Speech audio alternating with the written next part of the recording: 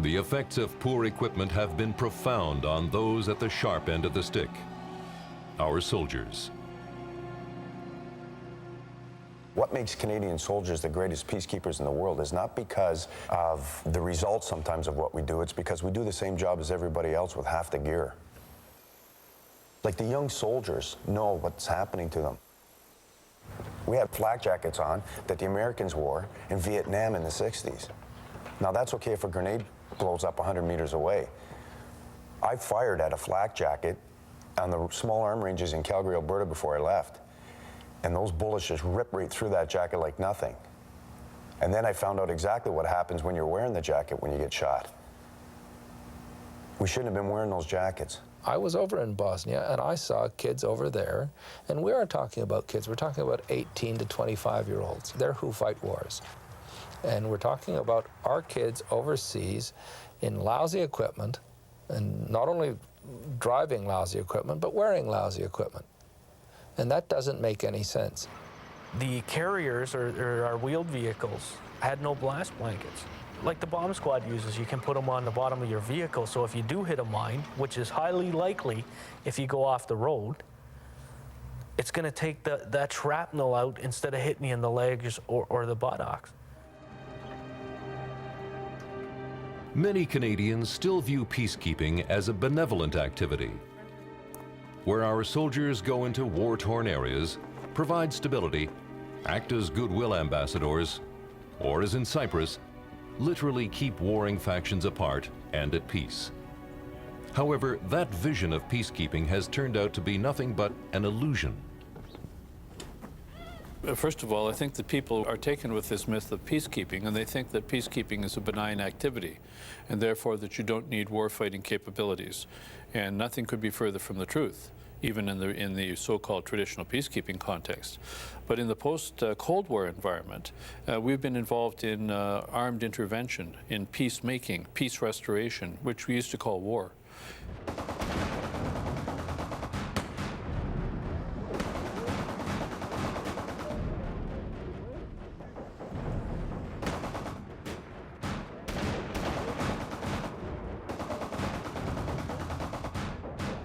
Peacekeeping, which is what we're doing, has become more dangerous and is starting to look a lot like war.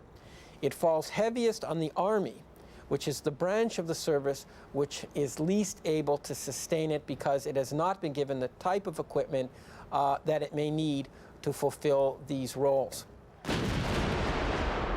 Shortly after I left, we sent in the Cougar, which is a six-wheel vehicle with a small 76-millimeter gun on it. I mean, I stood along with a number of other senior officers in front of our troops in the late 70s and said, this is a training vehicle.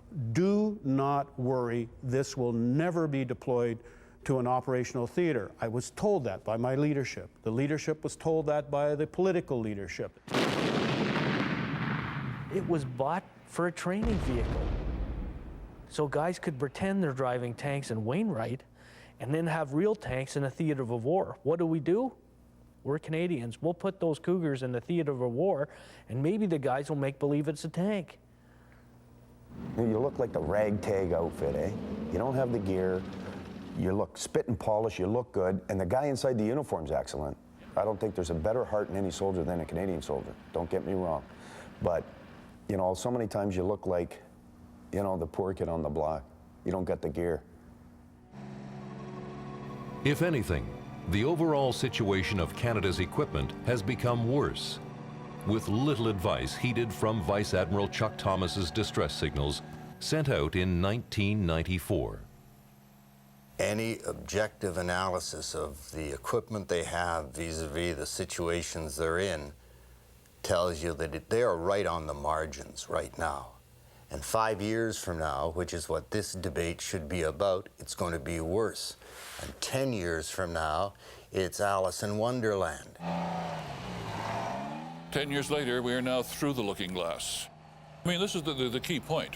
My line of research is simply just looking at the rust out and trying to figure out how much it would cost us to replace one platform with its equivalent platform. And the requirement that I come up with is that we have a requirement in the next 5 years of $3 billion a year or $15 billion just to stay in the same place. It's like Alice in Wonderland and the Red Queen, the idea that you have to run twice as fast to stay where you are right now. It's best to look at the Canadian defense budget as 3 baskets of goods. One basket pays for all the people in the armed forces. The labor costs, that's about 40%, 50% of the defense budget. Another basket of goods is all the operations and maintenance costs, from fuel for vehicles to power for bases and so on, and supplies for soldiers in the field. And the third basket, and that's what we're addressing here, is the capital basket. When these baskets are significantly out of balance, it's usually the capital account that suffers. When money gets starved out of the capital budget for equipment upgrades, the imbalance starts to weigh heavily on the maintenance side of the military budget. Like a new car that needs little maintenance, new equipment requires less labor.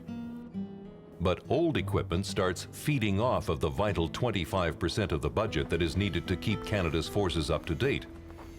Not only in the 21st century, but just to keep it in the 20th century.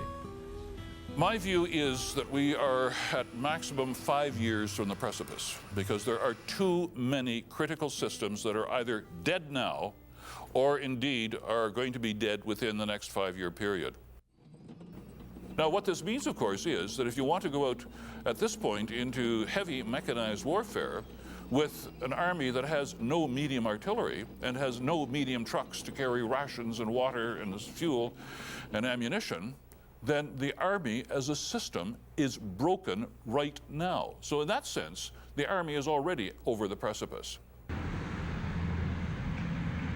What happens, though, in this fixed budget environment we're living on, the demands on the armed forces in operations overseas are such that all the money, most of the money, is being directed towards present force operations.